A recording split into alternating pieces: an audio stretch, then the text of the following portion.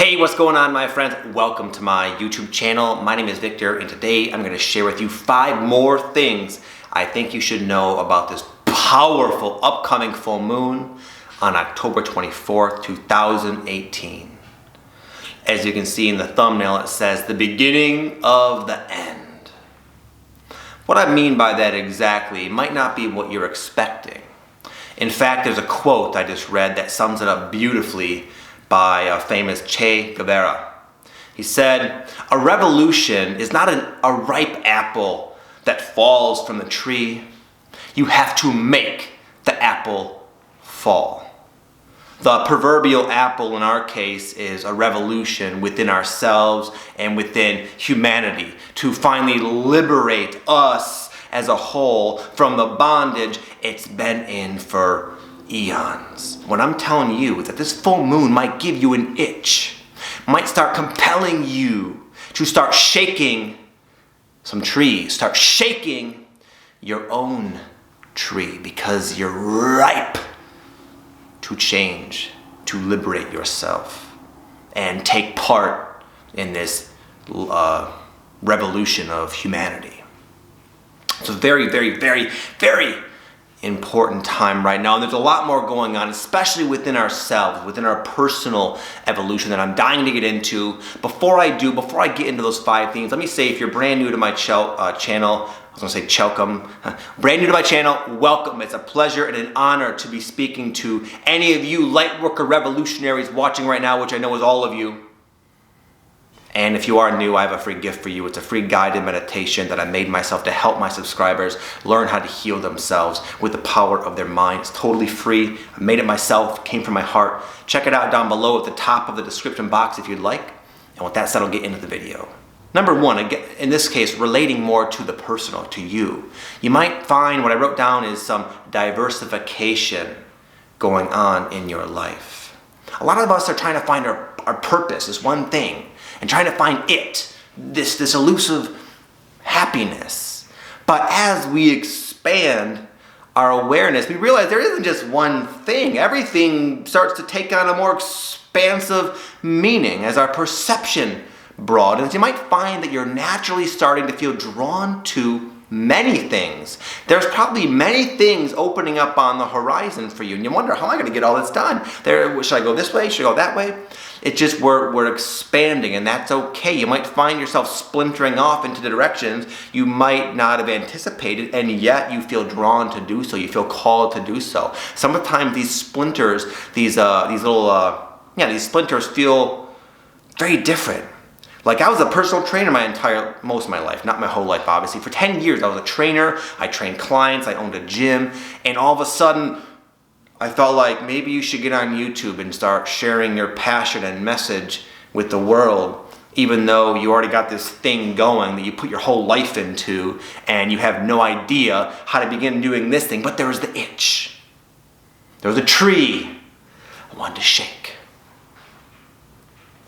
Allow yourselves to blossom. Allow yourselves to surprise yourself. And always trust that whenever you feel organically and naturally called to do something, or drawn to do something, or intuitively nudged to pursue something, that is going to be the greatest clarity you will receive, which can oftentimes be made to seem confusing from our mind's perception. But keep it simple.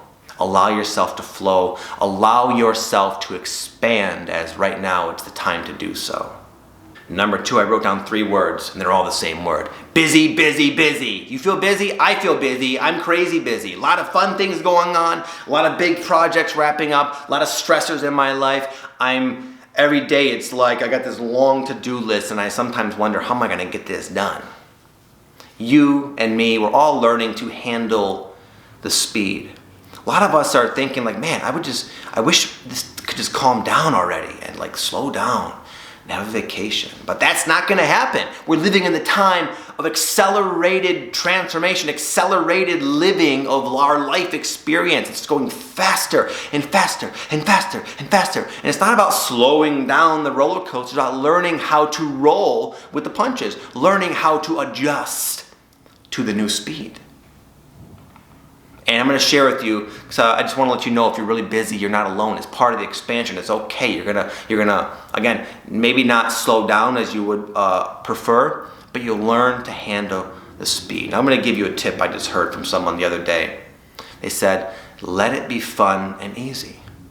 And I've been telling myself, honestly, since I heard this the other weekend in Sedona from Melanie Beckler, badass YouTuber if you don't know her, I heard this and it just stuck with me. It's so simple. Let it be fun and easy. Wow, wouldn't that be nice? It is nice. And I tell myself that when I find myself approaching challenges, and it's been helping dramatically, let it be fun and easy. I'm busy. I got my friend I'm helping do this important launching today, and our babysitter fell through last night. I got to take my 2-year-old and manage my own stuff. My wife's leaving on vacation this morning, and all this is going on. But I'm as chipper as a chipmunk. I feel good. I'm in a good state, even though I'm busy, because I'm choosing to allow it to be fun and easy. And you are a powerful manifester. A lot of times we just, from our conditioning, we assume things are going to go a certain way, but we can change that. We can change our own inner scripts easily by just asserting to the universe that, no, this is going to be fun and easy. And so it will be. Number 3, I wrote down closer to contact. Meaning literally closer, we're getting closer. Humanity as a whole is getting closer to contact with what has always been in our reality, and that is the extraterrestrial beings that are connected to this planet and connected with many of you right now. For a long time, we have been reaching up and out by choosing to go along with this earth ascension and raise our frequency. And we've been doing a lot of that. But now, this other realm, this other dimension of reality is starting to reach back and call out to those who are ready and receptive. And it's relevant to make this, to bridge this gap. To create an understanding that we are not alone, that there are other beings out there in existence, and a lot of them have our best interests at heart and want to help us and want to see us succeed in this journey we're on, and now are getting to a point where they can start helping.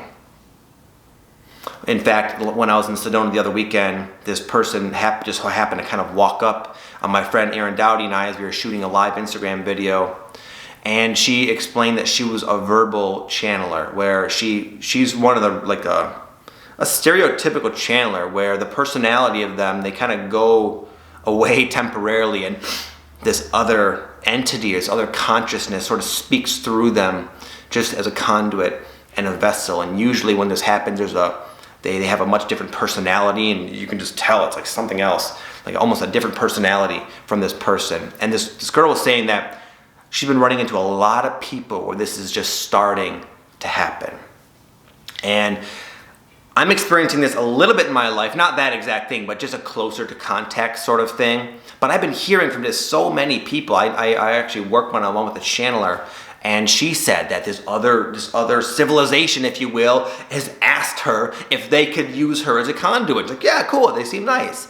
And someone else I was talking to is even considering buying land to sort of make way for this eventual contact. So just the idea of contact is not becoming so out there in the future. It's slowly starting to wedge its way into our normal concept of reality, which is what needs to happen so it can be a clean process. But this might not be relevant to you at all, and that is totally fine. It really isn't a big deal. But I know a lot of my viewers do resonate with the idea of being a starseed, and you might be taking your own warming up phase to them to a new level during this time.